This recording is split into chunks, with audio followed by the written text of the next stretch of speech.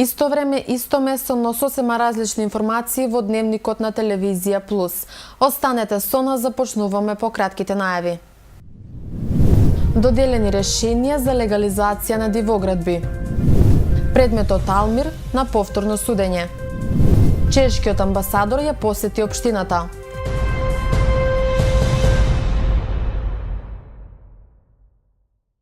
Триесетина кумановци денеска има можност, лично од министерот за транспорт и врски Горан Сугарески и првиот човек на општина Куманово Максим Димитриевски, да ги примат решенијата за легализација на нивните диво изградени објекти. Воедно Сугарески ја искористил можноста со градоначалникот да поразговара за повеќе проекти кои во следниот период ќе се реализираат на подрачјето на општина Куманово во делот на патната инфраструктура. Решенија за легализација на дивоизградени објекти денеска добија 30 на кумановци, на кои лично им ги врачија министерот за транспорт и врски Горан Сугарески и градоначалникот на општина Куманово Максим Димитриевски. До сега над 18.000 барања биле поднесени од физички и правни лица во Куманово за легализација на дивоизградени објекти, а на ниво на државата биле издадени вкупно 200.000 решенија. Би сакал да апелирам до сите граѓани на нашата општина, кои што согласно законот ги испуштија роковите да поднесат потполни документи, од почетокот на оваа година се дава можност да се поднесат нови барања за сите оние решенија кои што беа поради технички недостатоци на непотполни барања поднесени, а беа одбиени со решение дека истите можат повторно да поднесат барања за легализација. Општина Куманово ќе се стави во функција целосно на граѓаните на општината да излезе во пресред и да реализира максимално што поголем број на објекти.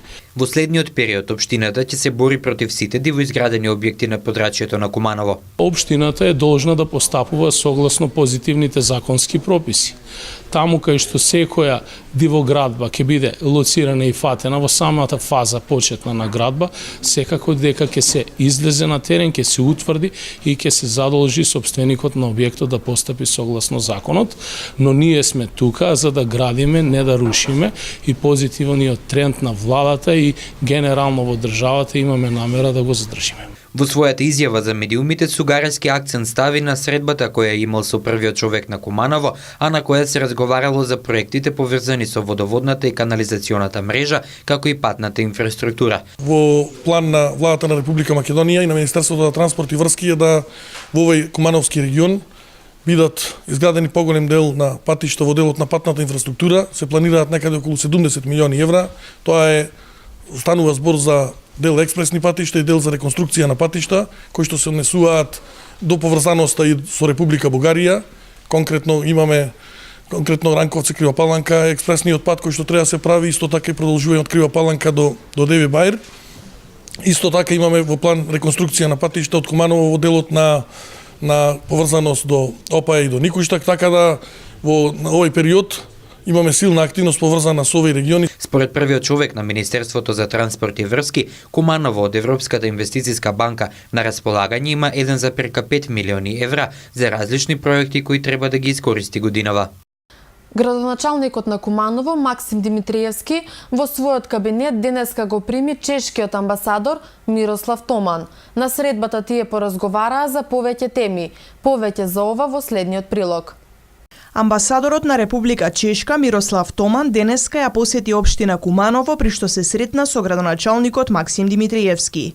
На средбата тие разговараа на повеќе теми. Амбасадорот соопштил дека ќе издвојат средства за изградба на тоалети во училиштето Вера Которка во село Клечовце. Градоначалникот нагласи дека соработката со оваа амбасада е на високо ниво. Ќе искористиме и оваа посета заеднички да посетиме поранешната спортска сала Соколана во Куманово, бидејќи добив информација од самиот амбасадор дека движењето Соколи токму води потекло од неговата држава и се заинтересирани да го видат овој објект. Се надевам дека во иднина со заеднички снаги со заеднички сили ќе изнајдеме одредени решенија за реализација на дополнителни проекти и на која добивме целосната нивна во моментов и морална поддршка во делот на нашите заложби да овој објект го ставиме во функција на граѓаните и да им го вратиме конечно на граѓаните на општина Куманово. Амбасадорот на Чешка истакна дека се надева на успешна соработка. As a visit for my first visit to the municipality, ова е мојата прва посета во Куманово. Јас сум овдека само 4 месеци во Македонија. До сега ја одбравме општина Куманово како најголема општина во Република Македонија за наша прва официјална посета и моја прва официјална посета како дипломат. Не само заради тоа што е најголема општина, туку заради и тоа што досега имаме остварено голема соработка со општината и се надевам дека оваа соработка ќе продолжи и понатаму. Ова е прва посета на локална самоуправа на новиот амбасадор на Република Чешка во Македонија. Фондацијата Борис Трајковски и Меѓународното училиште Нова по 14 пат го распиша конкурсот за стипендии за 4-годишно школување во гимназијата Нова.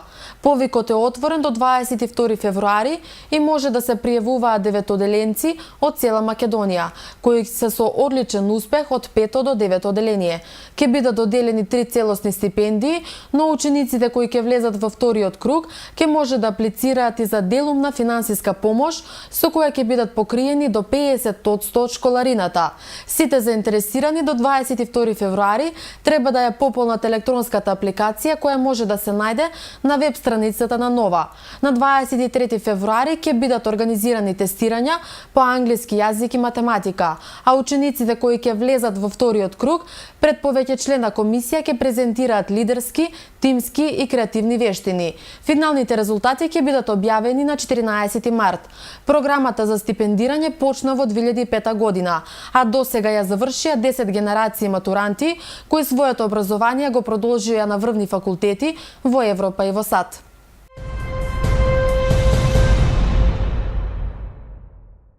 Во Основниот суд Куманово денеска требаше да бидат изнесени завршните зборови по предметот Алмир Алију, но поради пробиените законски рокови, судењето за случајот Алмир се враќа од почеток, изјави денеска бранителот на семејството Алију, Асмир Алиспаиќ. Следното рочиште е за една недела. Заради комплексност на предметот, Основното јавно обвинителство Куманово не е во можност за еден ден да донесе одлука по однос на барањето на бранителот на семејството Алију за изземање на јавниот обвинител кој што постапува по предметот. Беше речено денеска во Основниот суд Куманово на закажаното ручиште за случајот со прегазеното дете Алмир Алију на кое што требаше да бидат изнесени завршните зборови. Поради пробиени законски рокови, судењето за случајот Алмир се враќа од почеток, изјави денеска бранителот на семејството Алију Асмир Алиспаиќ. Со оглед на фактот дека се поминати 90 дена од последната одржана главна расправа, поточно на 1.11.2017, се донесе решение да постапката почне одново. Во една таква ситуација, јас како бранител побарав изземање со цел за да може овој предмет да добие правилен тек на повторната постапка која што ќе се води, а се со цел да се дојде до правилната фактичка состојба и да можеме нормално сите во Република Македонија да бидеме сигурни во она што се вели правда за немилиот настан кој што се случи на 25.6.2016 година. Бевте сведоци, го следевте вие текот на настанот до завршните зборови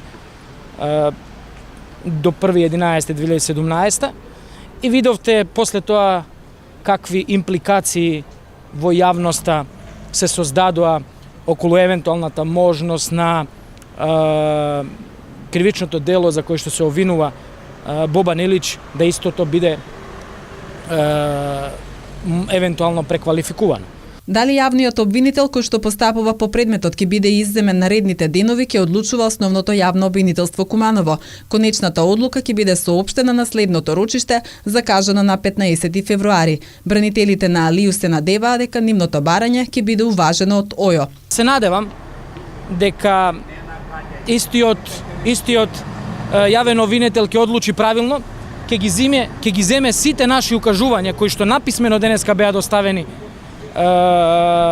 за до нив и причините зошто бараме да биде иземен овој јавен обвинител кој што постапува. Ние уште еднаш со колегата мој Асмир Алиспаиќ ќе се потрудиме да ги предложиме сите докази кои во претходната постапка ни беше оневозможено да ги предложиме, се со цел да се утврди на фактичка состојба, онака како што е сторено.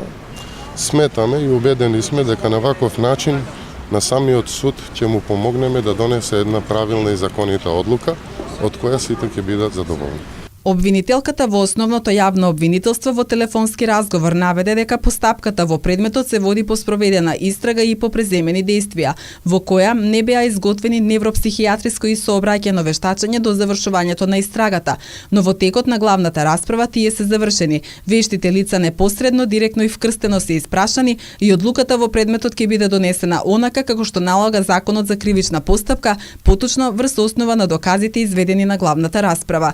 И во овој предмет, како и во секој друг ова обвинителство, посочи обвинителката, одлуката ја носи врз основа на доказите изведени на главната расправа и примената на кривичниот законник. Да подсетиме дека рочиштето на кое што требаше да бидат изнесени завршните зборови досега 3 пати се одложуваше од различни причини. Инаку обвинителството го товари обвинетиот Бобан Илиќ дека на 25 јуни 2016 година го убил 4-годишниот Алмир Алију по претходна расправија меѓу Илиќ, кој бил со неговата девојка во здравствениот дом, и таткото на Алмир поради непочитување на редот за прием во амбулантата. Осомничениот се товари дека го прегазил детето на улицата Борис Кидрич. За истиот настан против 3 други лица, инаку татко на детето Седат Алију, Сами Демири и Абдула Алију, е поднесено обвинение за сторено кривично дело насилство. По повод Светскиот ден за борба против ракот, 4 февруари, Институтот за јавно здравје денеска презентираше податоци за смртноста на граѓаните од малигни заболувања. Според институтот, од канцер годишно умираат над 3800 лица, а најмногу во Скопско. Мажите се најчести жртви на најлошата болест малигната неоплазма. Од рак во Македонија во 2016 година починале 3882 лица, а стапката на морталитет се движи од 183,3 на 100.000 население во 2010 до 187,3 во 2016 година. Најмногу од заболените се од карцином на бронхи, бели дробови, а Скопскиот регион предничи со абнормални заболувања, објавуваат националните медиуми. Во податоците кои денеска ги презентираше Институтот за јавно здравје по повод Светскиот ден за борба против ракот 4 февруари, кој оваа година е под мотото "Ние можеме, јас можам", е наведено дека после Скопскиот регион кој е со најголем морбидитет, следен е Пелагонискиот со 126,2 жители на 100.000 население кои се лекувани во болнички здравствени установи од малигни неоплазми. Директорот на институтот Шабан Мемети рече дека потребно е колективно да се анализираат стратегиите за контрола на ракот и да се превенира пред да се прошири. Целта на сите нас е што помалку луѓе да развијат рак, повеќе луѓе успешно да бидат третирани и да се обезбеди подобар квалитет на животот на луѓето во текот на третманот и подоцна во животот. Истакна Мемети, пренесувајќи ја пораката на секторот за промоција, анализа и следење на незаразни болести. Активностите за превенција на малигните заболувања во Македонија се одвиваат на сите 3 нивоа на здравствена заштита. Како што објавуваат националните медиуми, професор доктор Елена Ќосевска информирала дека во рамки на секундарната превенција секоја година се работи на превенција на ракот на грлото на матката, на дебелото црево, простатата и ракот на дојката, за кои се обезбедени бесплатни превентивни скрининг тестови. За 3 години од анализирани 95.519 ПАП тестови, кај 9.997 се откриени абнормални промени. Ќосевска препорачува жените од 24 до 35 годишна возраст да направат ПАП тестови, а мажите од 50 до 55 години да направат превентивен ПСА тест. Водостоите на сите реки во Македонија, со исклучок на Црн Дрим и Брегалница, се високи по обилните врнежи од дожд. Денешните хидролошки мерења покажуваат дека речиси двојно се зголемени нивоата на реките Вардар, Треска, Пчиња и Сатеска, а над просекот за февруари се и водостоите на Крива река и Црн Дрим. Околу февруарскиот просек се и нивоата на Дојранското, Преспанското и Охридското езеро.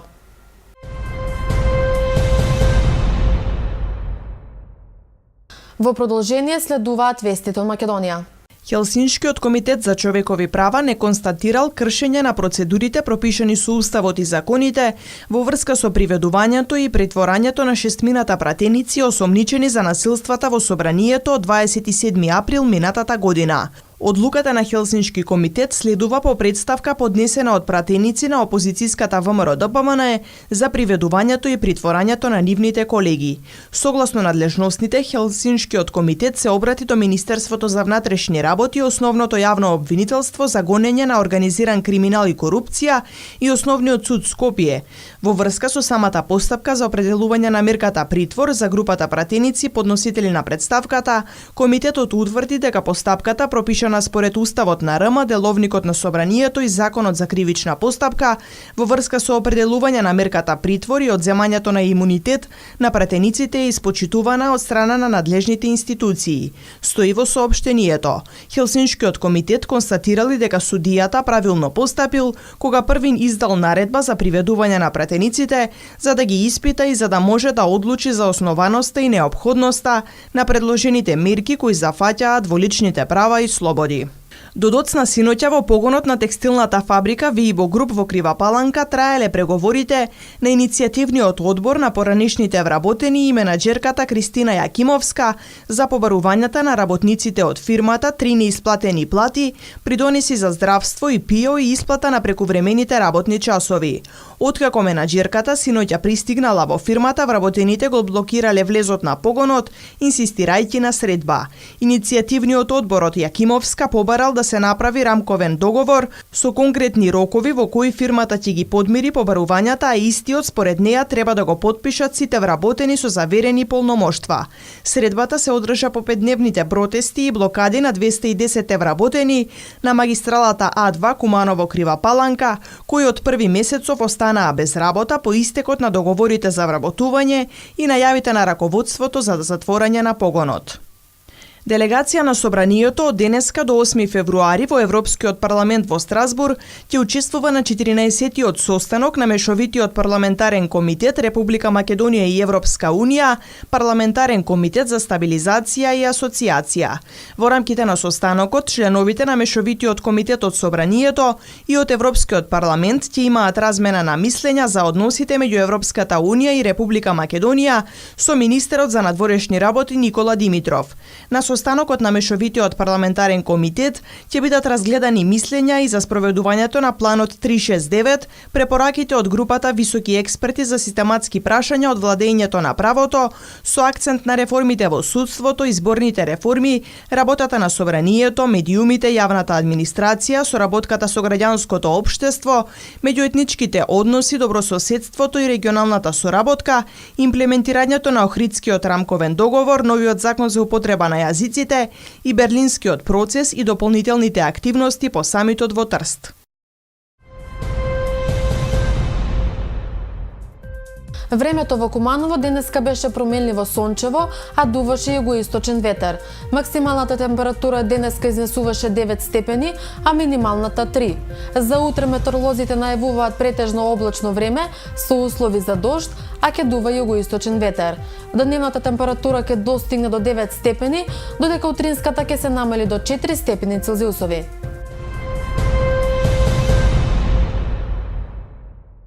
Тука е крајот на денешниот дневник. Имајте убава и пријатна вечер. Се гледаме повторно утре во исто време. Од мене, довидување.